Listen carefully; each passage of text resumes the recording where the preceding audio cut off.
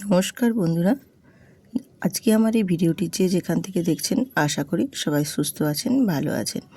আমি আজকে নিরামিষ সয়াবিনের একটি দুর্দান্ত রেসিপি নিয়ে আপনাদের মাঝে হাজির হয়েছি, যেটা রুটি, ভাত, পরোটা এছাড়াও পোড়াও, ফ্রাইড রাইস সবের সাথেই কিন্তু খেতে দুর্দান্ত লাগে।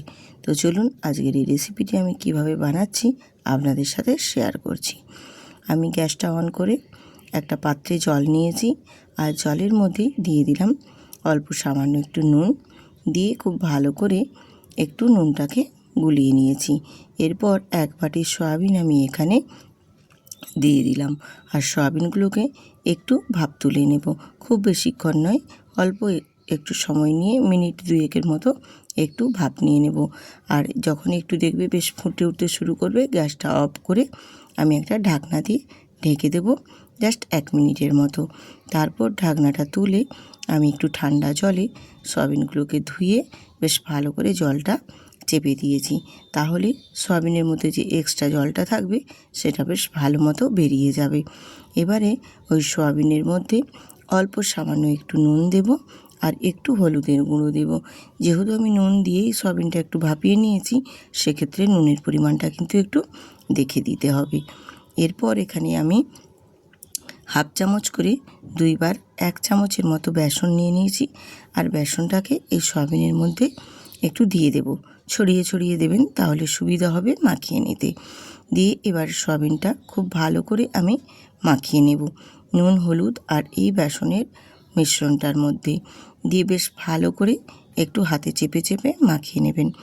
নমস্কার, আমি রূপা, ব্লগস উইথ রূপা চ্যানেলে আপনাদের সবাইকে স্বাগত জানিয়ে আজকে একটি সুন্দর সয়াবিনের রেসিপি নিয়ে হাজির হয়েছি, যেটা রাতে ডিনার বলো বা দুপুরে লাঞ্চের সাথেও বলো, খেতে কিন্তু একেবারেই অসাধারণ লাগে। এবার এটাকে এক সাইডে রেখে দেব, দিয়ে এবারে চলে আসবো গ্যাসেতে, আর গ্যাসটা অন করে একটা কড়াই বসিয়ে দিয়ে অল্প সামান্য একটু তেল দিয়ে দিয়েছি। আর তেলটাকে একটু হিট করে নিয়ে আমি এখানে আমি একটা মিডিয়াম সাইজের আলুকে একটু ডুমো ডুমো করে কেটে নিয়েছি, আর এটা আমি একেবারে অফ ক্যামেরায় করে নিয়েছিলাম। দিয়ে সেই আলুটাকে দিয়ে দিলাম তেলের মধ্যে। তো আমি এখানে অল্প পরিমাণেই তেল দিয়ে আলুটা দিয়েছি, কারণ আমার সয়াবিনের পরিমাণটাও কম আছে। তোমাদের যদি সয়াবিনের পরিমাণ বেশি থাকে, সেক্ষেত্রে একটু আলুর পরিমাণটাও বাড়িয়ে নিতে পারো, বা যারা একেবারেই আলু পছন্দ করো না, তারা কিন্তু একেবারে আলুটা স্কিপ করতেও পারো, শুধু সয়াবিন দিয়েও বানিয়ে নিতে পারেন। এই রেসিপিটি খেতে কিন্তু অসাধারণ লাগে। এবার আলুর মধ্যে সামান্য একটু আমি হলুদ দিয়ে দেব, তাহলে আলুগুলো ভেজে নেওয়ার সময় কালারটা কিন্তু বেশ সুন্দর আসবে। এবারে নাড়াচাড়া দিয়ে আলুগুলোকে একটু লালচে করে ভেজে নিয়েছি, আর আলুর কালারটা দেখছেন কত সুন্দরভাবে এসেছে। এই রকমভাবে আলুগুলোকে একটু অল্প হলুদ দিয়ে ভেজে নেবেন, দেখবেন আলুর কালারটা ভীষণ সুন্দর আসে। আলুগুলো ভেজে তুলে নেওয়ার পর এখানে আমি অ্যাড করে দিলাম যে ম্যারিনেট করে রাখা সয়াবিনগুলো। সেই সয়াবিনগুলো আমি এই তেলের মধ্যে দিয়ে একটু নাড়াচাড়া দিয়ে সয়াবিনগুলোকেও বেশ সুন্দর করে ভেজে নেব। আর এইভাবে সয়াবিনগুলোকে একটু ভেজে রান্না করলে সয়াবিনের স্বাদ কিন্তু দুর্দান্ত হয়। এত সুন্দর এবং এত টেস্টফুল হয় সয়াবিন। আমাদের বাড়িতে এই রকমভাবে রেসিপি যদি সয়াবিনের বানানো হয়, এই যে সয়াবিন ম্যারিনেট করে নিয়ে তারপর যে ভাজছি, এই ভাজা হওয়ার পরেই অর্ধেক সয়াবিন আর থাকবে না। আমার মেয়েরা এই ভাজাটা ভীষণ পছন্দ করে। তো এইভাবে একটু ভেজে নেবেন, তাহলে কিন্তু এই সয়াবিনের রেসিপিটি খেতে ভীষণ ভালো লাগে, দুর্দান্ত লাগে। নিরামিষ হলেও কিন্তু এত অসাধারণ লাগে যে মাছ মাংস ফেলে এই সয়াবিনের রেসিপিটি আপনারা খেতে চাইবেন। ভীষণই সুস্বাদু এবং ভীষণই টেস্ট হয়। সয়াবিনগুলোকেও আমি ভেজে তুলে নিলাম।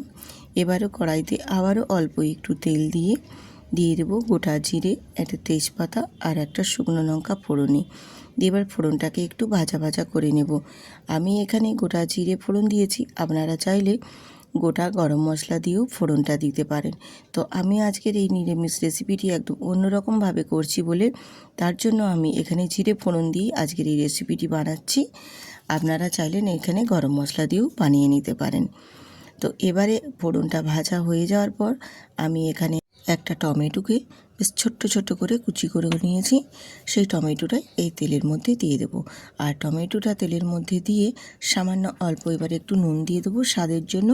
যেহেতু আমি সয়াবিনটা সেদ্ধ করেছি নুন দিয়ে, আবার নুন দিয়ে ভেজেও নিয়েছি, তারপর যে পরিমাণ নুনটা লাগবে আমি সেই পরিমাণে কিন্তু এখানে নুনটা ব্যবহার করছি। আর নুনের ভাগটা কিন্তু দেখেই দিতে হবে।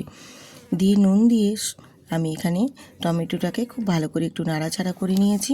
আর টমেটোটা নরম হয়ে যাওয়ার পর এখানে আমি গুঁড়ো মশলাগুলো অ্যাড করে দিচ্ছি। গুঁড়ো মশলা হিসেবে দিয়েছি এখানে ধনে গুঁড়ো, জিরে গুঁড়ো, কাশ্মীরি লঙ্কার গুঁড়ো আর দিয়েছি হলুদের গুঁড়ো। দিয়ে গুঁড়ো মশলাগুলো একটু তেলের সাথে কষিয়ে নেব। এইভাবে কষিয়ে নিলে কালারটা কিন্তু বেশ সুন্দর আসবে। আর টমেটোটাও একেবারে বেশ ভালো মতো কিন্তু নরম হয়ে যাবে একেবারেই। যেহেতু ছোট ছোট করে কেটে নিয়েছি, খুবই তাড়াতাড়ির মধ্যে কিন্তু একদম নরম হয়ে গলে যাবে। আর এখানে আমি আদা আর শুকনো লঙ্কা বাটা দিয়েছি। আপনারা শুকনো লঙ্কার পরিবর্তে কাঁচা লঙ্কাও দিতে পারেন, কোনো অসুবিধে নেই। ঝালের জন্য যার হাতের সামনে যেটা থাকবে সেটা দিয়েই বানিয়ে নিতে পারবেন। ঝালের পরিমাণটা যে যেরকম রাখবে সেই মতো লঙ্কার পরিমাণটা দিয়ে দেবে। দিয়ে মশলাটাকে বেশ ভালো করে একটু কষিয়ে নিতে হবে। মশলার যে একটা কাঁচা গন্ধ থাকে সেই কাঁচা গন্ধটা চলে যাওয়া পর্যন্ত মশলাটাকে বেশ সুন্দর করে কষিয়ে নিয়ে একদম যেন মশলা থেকে তেল ছেড়ে বেরিয়ে আসে সেই পর্যায়ে ভেজে নিতে হবে। এইরকমভাবে আমি মশলাটা দেখো সুন্দর করে ভেজে নিয়েছি। এবারে এর মধ্যে আমি অ্যাড করে দেব কাসুরি মেথি। আর কাসুরি মেথিটা দিয়েও মশলাটাকে আবারও একটু কষিয়ে নেব। কাসুরি মেথি দিয়ে বানালে এই নিরামিষ রেসিপির তরকারিটি খেতে কিন্তু অসাধারণ লাগে। আর কাসুরি মেথিটা দিয়ে মশলাটা কষিয়ে নেওয়ার পর এত সুন্দর একটা মিষ্টি ফ্লেভার, এত সুগন্ধ বেরিয়েছে, আপনারাও একবার বানিয়ে দেখুন, তাহলেই বুঝতে পারবেন যে এটা নিরামিষ হলেও খেতে এত দুর্দান্ত স্বাদ হয় যে মাছ মাংস প্রয়োজন পড়বে না। আর মাছ মাংস ফেলে দিয়ে আপনারা কিন্তু এটাই খাবেন, এত সুস্বাদু হয় এই রেসিপিটি। এবারে আমি এখানে সয়াবিন আর আলু যে ভেজে রেখেছিলাম সেগুলোও এখানে অ্যাড করে দিয়েছি। দিয়ে মশলার সাথে একটু কষিয়ে নেব। আর এখানে কষানোর সময় আমি কিন্তু কয়েক দানা একটু চিনি দিয়ে দেব, তাহলে স্বাদটা বেশ সুন্দর আসবে আর খেতেও ভীষণ ভালো লাগবে। স্বাদের ব্যালেন্সটা এত সুন্দর মেজারমেন্ট রাখবে যে নিরামিষ দিনেও এটা বানিয়ে নিতে পারবেন। এত টেস্টি হয় এই সয়াবিনের রেসিপিটি। দিয়ে মশলার সাথে আর চিনিটার সাথে খুব ভালো করে আমি সয়াবিন আর আলুটা কষিয়ে নিয়েছি। কষিয়ে নিয়ে এবার এখানে আমি পরিমাণ মতো জল দিয়ে দেব। তো খুব বেশি জল দেব না, কারণ আমি এই রেসিপিটি একদম গায়ে গায়ে করে গামাখা টাইপের করব। এই কারণে যেটুকু জলের প্রয়োজন আমি এখানে সেই পরিমাণেই জলটা দিয়ে একটু ঢাকনা দিয়ে কিছুক্ষণ রান্না করে নেব।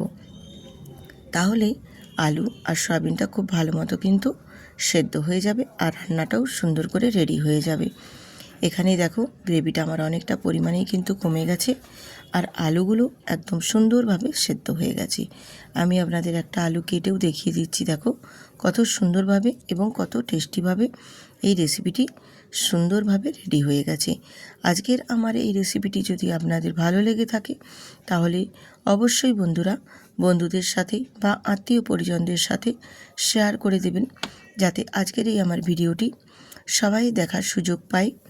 এবং ভিডিওটিতে লাইক দিয়ে অবশ্যই সুন্দর করে একটা কমেন্ট করে দেবেন, তাহলে আপনাদের এই কমেন্ট আর একটা লাইকে আমাদের ভিডিও বানানোর অনেক উৎসাহ জাগায় মনের মধ্যে। আরও প্রতিদিন নিত্য নতুন রেসিপি দেওয়ার মতো আমাদের মনের মধ্যে অনেক আনন্দ এবং উৎসাহ জেগে ওঠে। তাই বলছি বন্ধুরা, একটা কমেন্ট করে লাইক দিতে কিন্তু একদমই ভুলবেন না। আজকের এই সয়াবিন রেসিপিটি আমার একেবারেই কমপ্লিট হয়ে গেছে। আমি একটু তারপর নাড়াচাড়া দিয়ে কুক করে নিয়েছি। এবারে দেখো বেশ সুন্দরভাবে কালার ছাড়তে শুরু হয়েছে। ঠিক এই পর্যায়ে আমি গ্যাসটা অফ করে তারপর নামিয়ে নেব। আপনারা চাইলে এখানে গরম মশলার গুঁড়ো দিয়েই নামিয়ে নিতে পারেন। যেহেতু আমি কাসুরি মেথি দিয়েছি সেই কারণে আর গরম মশলাটা আমি এখানে ব্যবহার করছি না। আমার সম্পূর্ণ একদম আজকের এই নিরামিষ সয়াবিনের রেসিপিটি একদম পারফেক্টভাবে রেডি হয়ে গেছে। আমি নামিয়ে নিয়ে তারপর আপনাদের দেখিয়ে দিচ্ছি যে আজকের এই নিরামিষ সয়াবিনের রেসিপিটি কতটাই টেস্টি এবং লোভনীয়। বা দুর্দান্ত হয়েছে। আশা করি দেখলেই বুঝতে পারবেন। নিরামিষ দিনে ছাড়াও আপনারা অন্যান্য সময়েও এটা বানিয়ে নিতে পারেন, যেটা রুটি, পরোটা, ভাত এছাড়াও পোলাও, ফ্রায়েড রাইস সবের সাথেই কিন্তু বানিয়ে নিতে পারবেন। ভীষণই সুস্বাদু এবং ভীষণ টেস্টফুল একটি রেসিপি, ভীষণই সুস্বাদু, যেটা খেয়ে সবাই কিন্তু প্রশংসা করবেই করবে। বাড়ির সবাই, এছাড়া যারা সয়াবিন খায় না তারাও কিন্তু আঙুল চেটে খাবে, এত টেস্টি এবং এতটাই দুর্দান্ত হয় এই রেসিপিটি। তো আজকের এই রেসিপিটি দেখে যদি ভালো লেগে থাকে অবশ্যই কিন্তু সাবস্ক্রাইব করে পাশে থাকবেন নতুন নতুন বন্ধুরা। আবার আসবো নতুন আরেকটি রেসিপি নিয়ে। আজ এখানেই শেষ করছি।